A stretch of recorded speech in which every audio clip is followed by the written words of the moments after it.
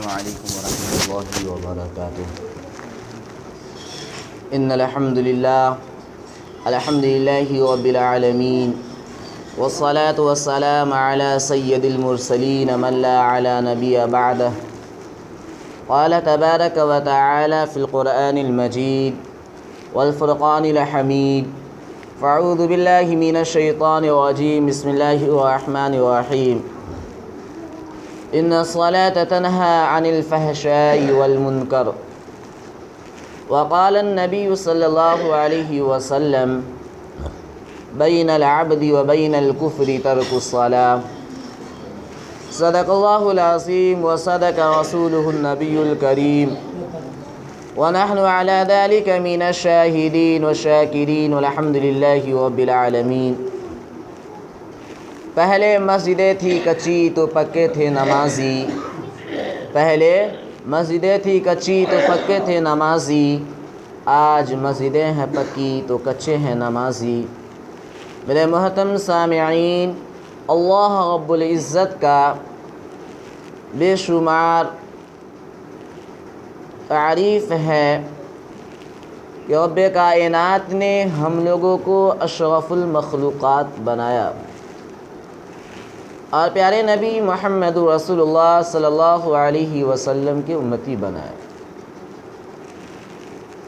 دعا کیجئے کہ رب کائنات مجھے قرآن و احادیث کی روشنی میں بولنے کی توفیق عطا فرمائے اور سننے سے زیادہ عمل کرنے کی توفیق عطا فرمائے۔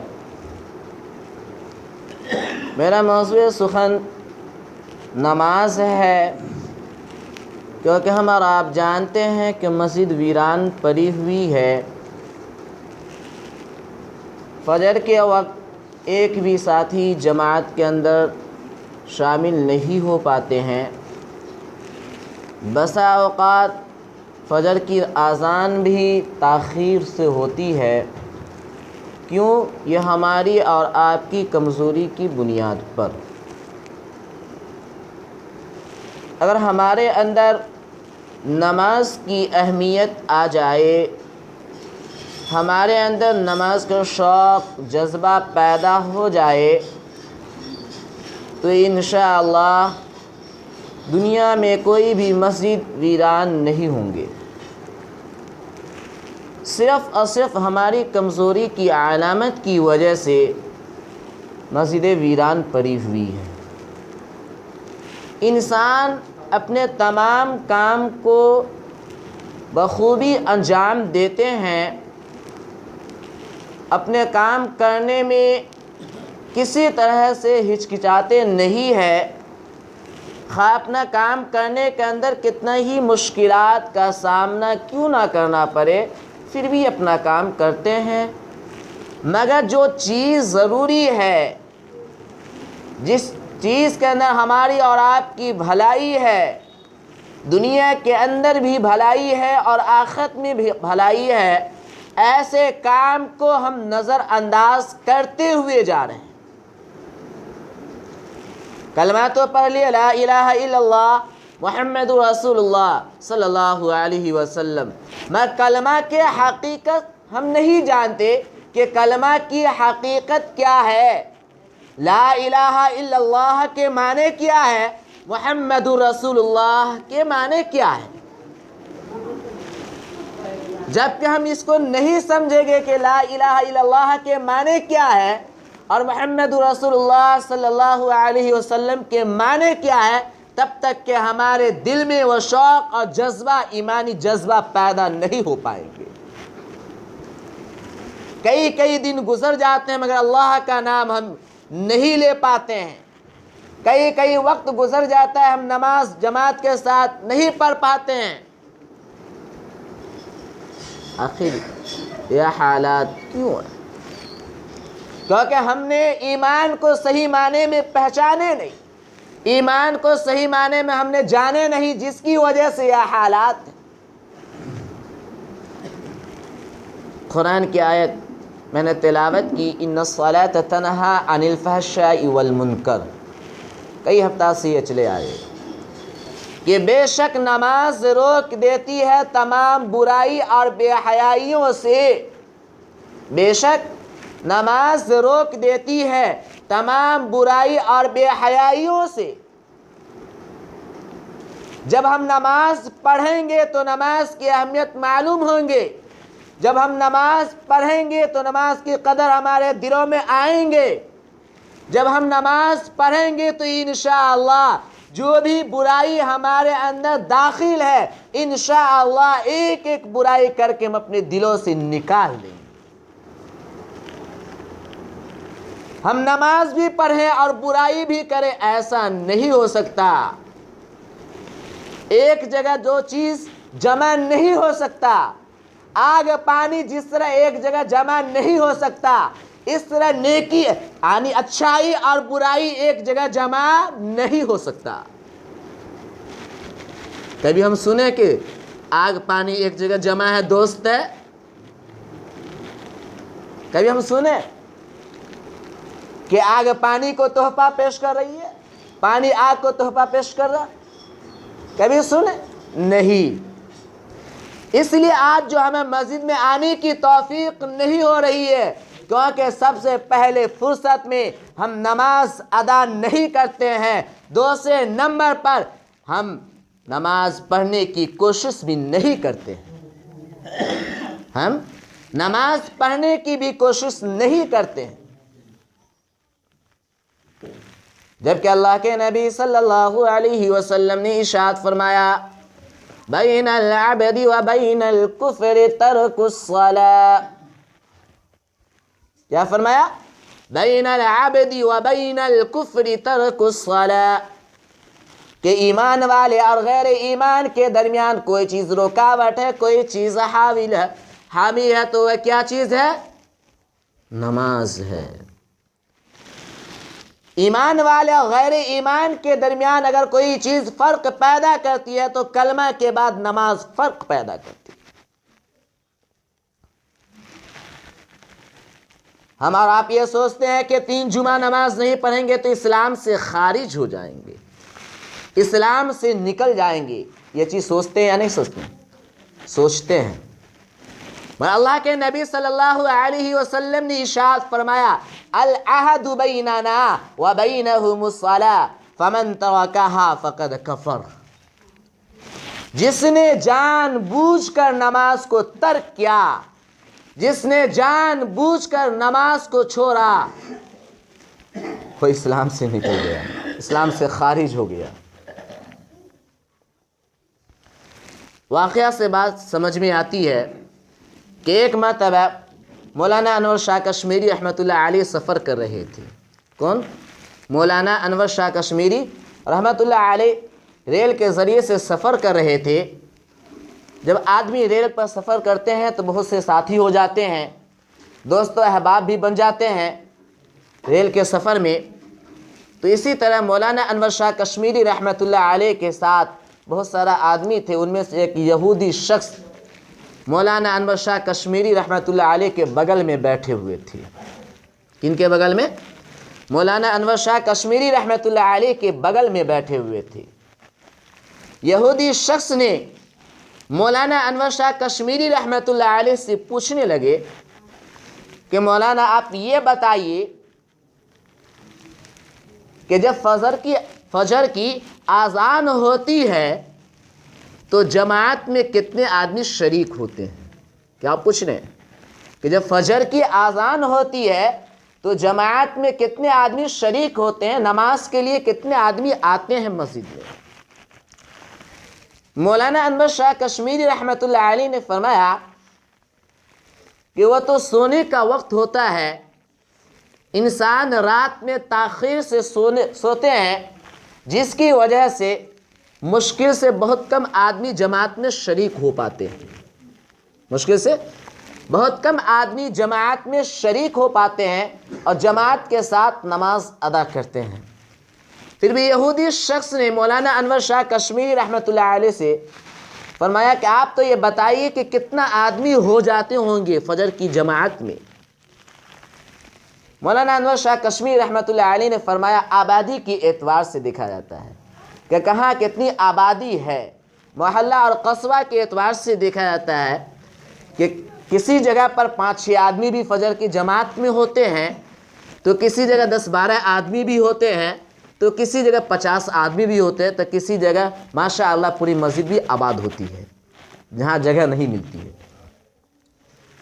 پھر یہودی شخص نے مولانا انور شاہ کشمیری رحمۃ اللہ علیہ سے فرمایا تو یعنی فجر کے وقت بہت کم آدمی جماعت میں شریک ہوتے ہیں. ظہر کے وقت کتنا آدمی نماز میں شریک ہوتے ہیں؟ تو مولانا انور شاہ کشمیری رحمۃ اللہ علیہ نے فرمایا کہ ظہر کا وقت تو کام کاج کرنے کا وقت ہوتا ہے. بہت سا آدمی کام پر ہوتے ہیں، نوکری پر ہوتے ہیں، نوکری کرتے رہتے ہیں، کام کرتے رہتے ہیں، یا کسان کھیت میں رہتے ہیں، یا جو آدمی کا جو مشغلہ ہوتا ہے وہ مشغلہ میں مشغول ہوتے ہیں.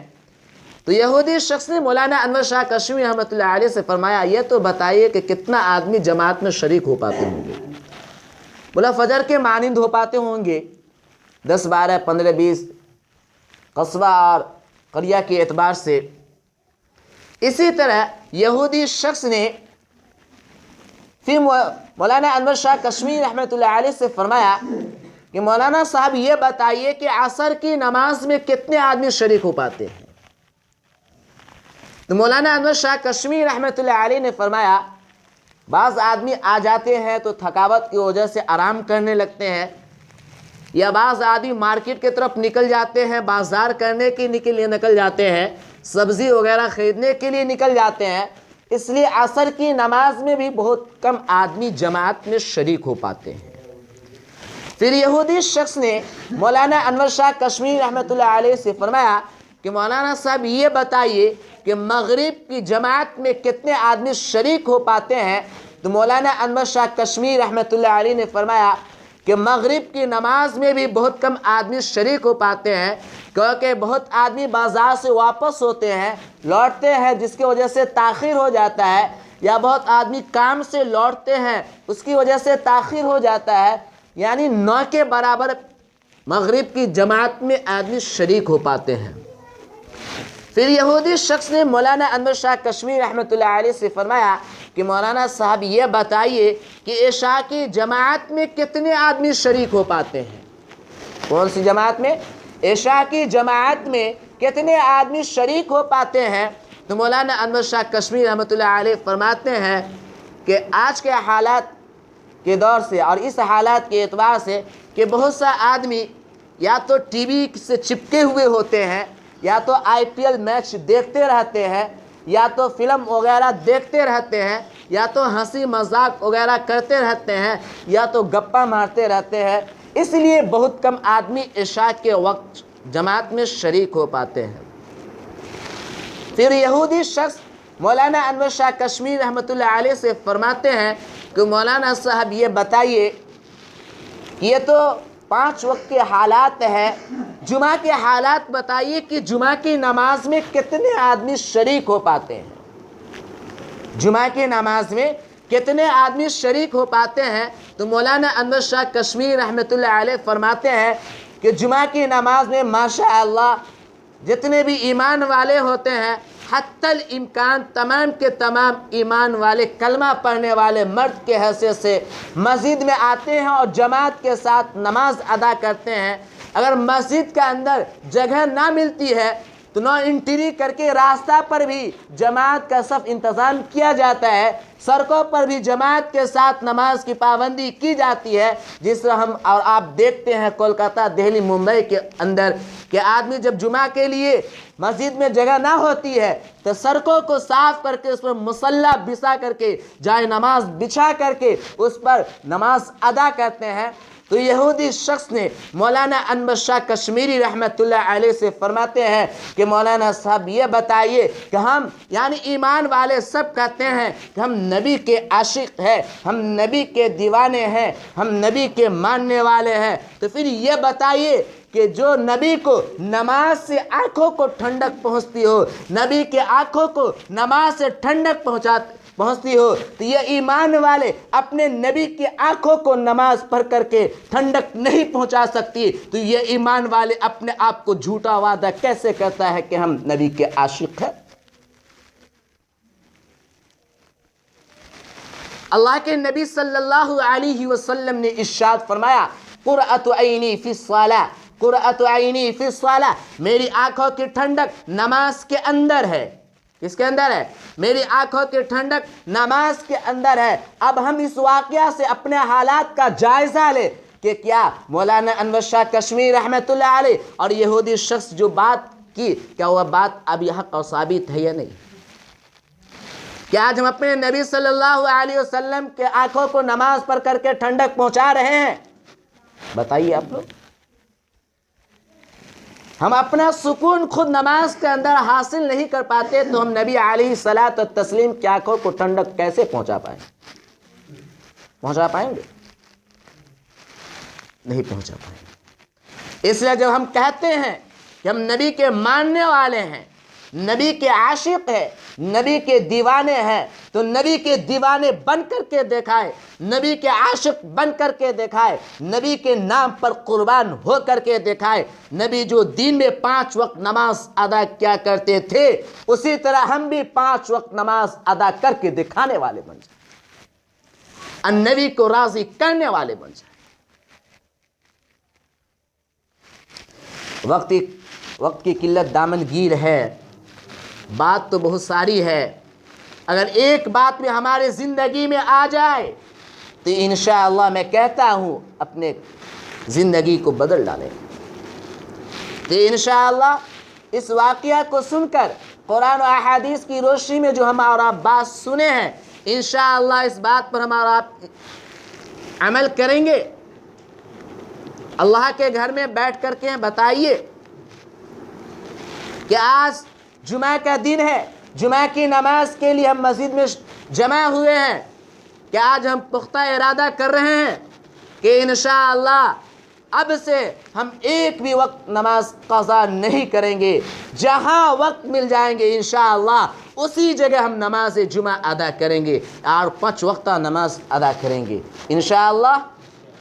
اللہ رب العزت ہم لوگوں کو کہنے سننے سے زیادہ عمل کرنے کی توفیق عطا فرمائے۔ وآخر الدعوانا ان الحمد للہ رب العالمین۔